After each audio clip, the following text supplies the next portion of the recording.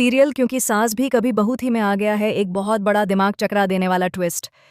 जी हाँ दोस्तों, आने वाले एपिसोड्स में वह सब कुछ होने वाला है जिसकी किसी ने कल्पना तक नहीं की थी। अब मिहिर वीरानी पुलिस के हत्थे चढ़ने वाला है और इस बार मामला इतना गंभीर है कि हर कोई हैरान रह जाएगा, क्योंकि इस बार इल्जाम किसी मामूली चीज का नहीं बल्कि एक बहुत बड़े फ्रॉड का है, वो भी 80 लाख रुपए का। और इस सबके पीछे जो शातिर दिमाग लगाया गया है वह और कोई नहीं बल्कि रणविजय ही है। सारा खेल रणविजय ने ही रचा, हर चाल उसने ही चली, सारा रायता उसी ने फैलाया, लेकिन फंस गया बेचारा मिहिर। पर आखिर कैसे? यही है असली ट्विस्ट और यही आगे पूरी कहानी को हिलाकर रख देने वाला है। दरअसल अब कहानी ने पकड़ ली है एक खतरनाक मोड़। तुलसी भी इतनी सीधी नहीं है। उसने जो प्राइवेट इन्वेस्टिगेटर हायर किया था वह बहुत ही सीरियस मोड में एक्टिव हो चुका है।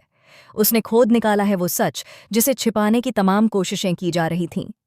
नोएना और मिहिर के रिश्ते की असलियत उसके हाथ लग चुकी है और साथ ही रणविजय के खिलाफ भी कई पुख्ता सबूत अब उसके पास हैं। उधर रणविजय हर रोज एक नई चाल चल रहा है। मिहिर के साइन कॉपी करने का उसका प्लान आखिर सफल हो जाता है। जब वह नकली सिग्नेचर के साथ चेक बैंक में जमा करता है तो बैंक भी बिना शक 80 लाख रुपए उसके अकाउंट में ट्रांसफर कर देता है। पैसे मिलते ही रणविजय की खुशी का ठिकाना नहीं रहता। उसे लगता है कि अब उसका खेल परफेक्ट हो चुका है और कोई भी उसकी पोल नहीं खोल सकता। लेकिन रणविजय यह नहीं जानता था कि उसके इस पाप की खबर तुलसी को लग चुकी है। जैसे ही उसे सच्चाई का पता चलता है, तुलसी बिना देर किए मिहिर के पास जाती है और उससे कहती है, तुम इतने दिनों से जो चाह रहे थे वह मैं करने को तैयार हूं। तुम सारी प्रॉपर्टी और बिजनेस मेरे नाम करना चाहते थे ना? मैं तैयार हूं। मिहिर को लगे कि यह प्यार है, भरोसा है, लेकिन तुलसी जानती है कि यह कदम उसके परिवार को बिखरने से बचा सकता है। वह मिहिर के ऑफिस जाकर सारे पेपर्स पर साइन कर देती है, क्योंकि अगर अब भी देरी होती तो रणविजय सब कुछ हड़प लेता और मिहिर को कुछ पता भी नहीं चलता। पर कहानी यहीं खत्म नहीं होती, असली झटका अभी बाकी है।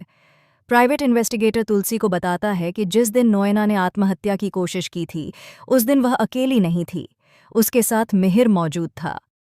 यह सुनकर तुलसी के पैरों तले जमीन खिसक जाती है। उसके मन में एक ही सवाल, अगर मिहिर बेगुनाह है तो वह इतने दिनों से अजीब बर्ताव क्यों कर रहा है? वह क्या छिपा रहा है? वहीं दूसरी ओर यही प्राइवेट इन्वेस्टिगेटर नोएना को भी ब्लैकमेल कर रहा है। वह उसके घर पहुंचकर कहता है, अगर चाहती हो कि यह फोटो और ये सबूत किसी तक न पहुंचे तो अब वही होगा जो मैं कहूंगा। अब इस ब्लैकमेलर का असली इरादा क्या है? क्या वह सिर्फ पैसे चाहता है या कोई और बड़ी मुहिम चल रही है? उधर रणविजय बेफिक्र होकर घूम रहा है, क्योंकि उसे लगता है कि अब मिहिर पर फ्रॉड का इल्जाम लग चुका है और पुलिस किसी भी वक्त दरवाज़ा खटखटा सकती है। और बिल्कुल ऐसा ही होता है। पुलिस घर आती है, सबके सामने मिहिर की गिरफ्तारी होती है और उसे हथकड़ियां पहनाकर ले जाया जाता है। घर में हाहाकार मच जाता है, तुलसी टूट जाती है,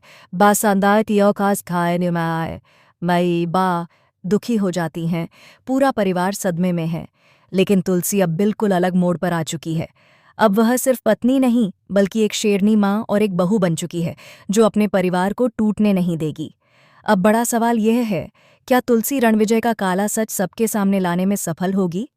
क्या प्राइवेट इन्वेस्टिगेटर किसी और खेल में शामिल है? क्या मिहिर नोएना को बचाने की कोशिश में खुद फंस गया?